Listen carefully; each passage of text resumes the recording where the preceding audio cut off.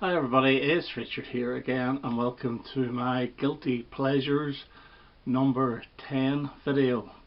Now this is actually linked with the Guilty Pleasures number 2 that I did a couple of years ago, where I showed some of my favourite post-glam bands, and this time I'm actually going to concentrate on the singles of Showaddywaddy.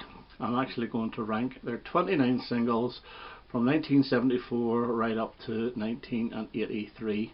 Now I saw Showaddywaddy live in 85, so it was slightly after their peak period, but they were still young guys and they were fantastic performers. They were throwing each other around the stage, absolutely brilliant. They're like a rock and roll revivalist band, and they're from Leicester, and they're actually made up of two bands. One was Choice and the other was Golden Hammers. So they ended up with two lead singers, two drummers, two guitarists, etc. And the two lead singers are Dave Bartram, who's the main one, and Buddy Gask, who passed away about 11 years ago, who did a lot of the bomb to bomb, bomb bomb bombs sort of backing vocals. Plus he took lead on a few of the singles as well. And the drummers, the most famous one would be Romeo Challenger, the black drummer that sang the very low parts on a few of the songs like Under the Moon of Love. Now they went into the New Faces competition in 1973 and they won their heat, but they came second in the grand final in December of that year. The winner was actually a guy called Tom Waite, not Tom Waits, Tom Waite, who did absolutely nothing. So we'll go through these 29 singles. Where did I get all these from? I bought most of them recently from a couple of sellers in Discogs at very, very low prices, with cheap postage as well from Europe. And yeah, they've all got picture sleeves apart from one, which is a British only single, which didn't have a picture sleeve anyway. So with all that out of the way, we'll start off at number 29, and it is from 1982, and the song is called Good Timing. It was a 1960 hit for Jimmy Jones. You know this if you hear it. I quite like it, it's okay, but it failed to chart for Showaddywaddy. At number 28, and it's from 1980, and it's written by a guy called Ralph Raven, who I've never heard of, and the song is Always and Ever. And this too failed to chart. This is when Showaddywaddy were no longer quite as successful. They were still having a few minor hits in the very early 80s, but this one failed to chart. And number 27 from 1982, and this is a song from 1936, and it's Goody Goody. And Benny Goodman recorded this. Bing Crosby also recorded it. I do quite like it, but I think by this time some of the songs they were trying to pick, they were running out. Put it that way, they were running out of really good choices for singles, but it's still not bad. I guess my number 27. I will say the majority of the singles by Showaddywaddy were cover versions, although not all. There was about 7 or so that they wrote themselves, and I'll let you know which ones they were. A number 26 from 1979, and a number 39 hit written by Boyce and Hart, and it's A Night at Daddy G's. Yeah, it's okay. It's got that sort of party atmosphere at the start, which there's another song that they did with that which is far, far better, and it actually features a bit of Feels So Good as well. I remember Slade did that as well with Let the Good Times Roll and Feels So Good, but it's not a bad song. So that's my number 26. Okay, at number 25, and we have Soul and Inspiration, and this is from 1983. It failed to chart. It was a hit for the Righteous Brothers in 1966. It's a really good song. Slightly different Showaddywaddy. It's a little bit more Phil Spector, but it is very good, but only gets my number 25.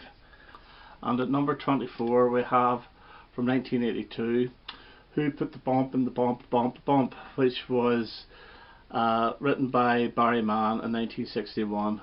Very, very, very catchy rock and roll song, and it managed to get to number 37 in the charts. So I think that was their last charting single. That was 1982. Okay, at number 23, and a 1962 song for the Earls, and it's Remember Then. which has got a lot of those backing vocals by Buddy Gask on it. It was a good song, so that gets my number 23. Now, number 22 is a song that they wrote themselves from 1975, and it got to number 34 in the charts, and it's Heavenly. And this is very catchy, it's very, very acoustic, and you can see performances of it on YouTube. Really good song. And at number 21 from 1981, and this was originally a 1960 hit for Steve Lawrence, or well, it was written by him anyway. It's Footsteps, and this is very, very catchy with really good backing vocals, quite high falsetto backing vocals as well. So number 31 in 1981, and I guess my 21. So top 20, number 20 is from 1975, and it failed to chart, and it's a group composition again, and it's Take Me In Your Arms, and this is on the Trocadero album. Really good. Again, it's quite acoustic, but it's got a little bit of a Motown feel to it, a little bit of a Supremes feel, but really enjoyed it, and it should really have charted. It's a good song. And at number 19 from 1980, and a number 32 hit, and it's Blue Moon, and everybody knows this. It's a Rodgers and Hart song. Elvis Presley does a fantastic version, fantastic slowed down version. This really does have your bump to bump to bumps in it. It's very, very good. At number 18, and a song that they wrote themselves, and it was their second single, and it's Rock and Roll Lady from 1974, and it got to number 15 in the charts. And this has the lead vocals of Buddy Gask on it, so he actually was the lead vocalist on their very first two singles, but this is really, really good, and it's on their debut album. And at number 17, and an Exciter song from '63, but made more famous by Manfred Mann, and it's from 1981, and it's Showaddywaddy, and I think this is a really, really good version of it. Unfortunately, it failed to chart. And at number 16 from 1981, and a number 39 hit, and it's Multiplication, and I'm not too sure actually who wrote this. I know it's an old standard song, or an old rock and roll song, and I'm not too sure. I should have looked up, but it's very, very good. And at number 15, and this also got to number 15 in the charts from 1979, and it is Sweet Little Rock and Roller. Now, this is not the Chuck Berry one. This was written by Yellowstone, Danova, and Howder. I wonder who those are. Would that be Dr. Hook? No, maybe not. I'm not too sure. But it was recorded by the Drifters, I know that, on their Every Night's a Saturday Night album. This is really good, got full of horns, deserved to be a hit, and a really catchy chorus, and I prefer this to the Chuck Berry song. And at number 14, their number one hit, and in 1976, and it's Under the Moon of Love, and this was written by Curtis Lee. Now, a year previous to this, Mud also recorded this, but they didn't release it as a single. It was only an LP track on their Use Your Imagination album. So I'm sure they were thinking, my God, we should have released it. But to be honest, the Showaddywaddy version is far, far better. And at number 13, and it's their debut hit, and it's from 1974, and it's Hey Rock and Roll. Got to number 2 in the charts, and this was written by the band, and again, this had the vocals of Buddy Gask, and it's a really excellent song.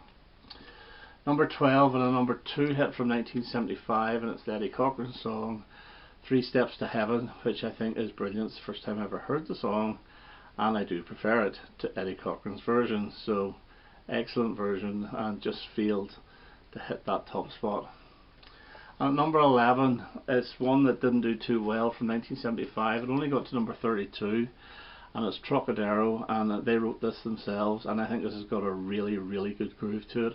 It deserved to be a huge hit, but it just couldn't get into the top 30, number 32, and that's my number 11.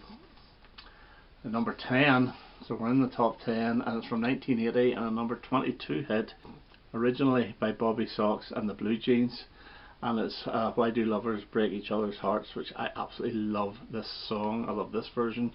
I love the Bobby Sox version as well. It's just a fantastic song. It was originally produced by Phil Spector, and this one is produced by I Have Got No Idea. but it's brilliant, and it got to number 22 in 1980.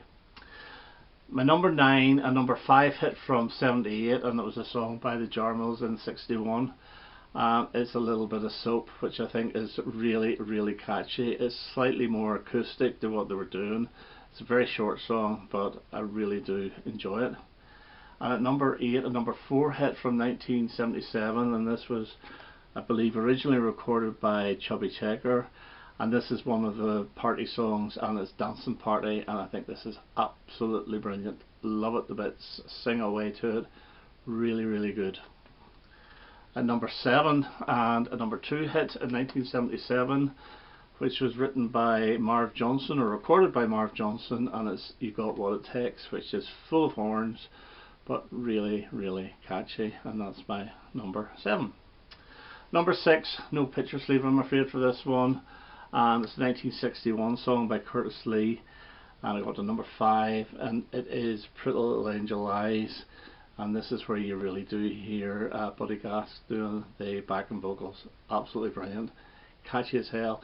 This was on their second greatest hits album, the red one, the 76 to 78, but I don't think it was on every album. I think it was only the UK versions, because this was only a UK single. And I have 2 versions of that red album, one with and one without, and without a doubt it needs to be on. Brilliant song. A number 5 and a number 2 hit from 1958, and I think this was made famous by Dion and the Belmonts, and it's I Wonder Why. And again, great vocals by Dave Bartram, but it's the backing vocals again by Buddy Gas that really make this fantastic. And at number 4 we have from 1975 a number 7 hit, and it's the old Buddy Holly song Heartbeat, and this has lead vocals by Buddy Gas. Now I will admit I think he's better as the backing vocalist than he is the lead vocalist, but this is an absolutely fantastic version, and the arrangement of this is really, really good. The ba-da-ba-da-das is really, really excellent, so remember this in the charts way back when I was a kid. And at number 3, and it's a number 3 hit from 1977, and I think this was a number 1 hit for the Keelan Twins, and it is When. Now this is full of sax as well, and this is just an absolutely brilliant song. It was a follow-up to Under the Moon of Love.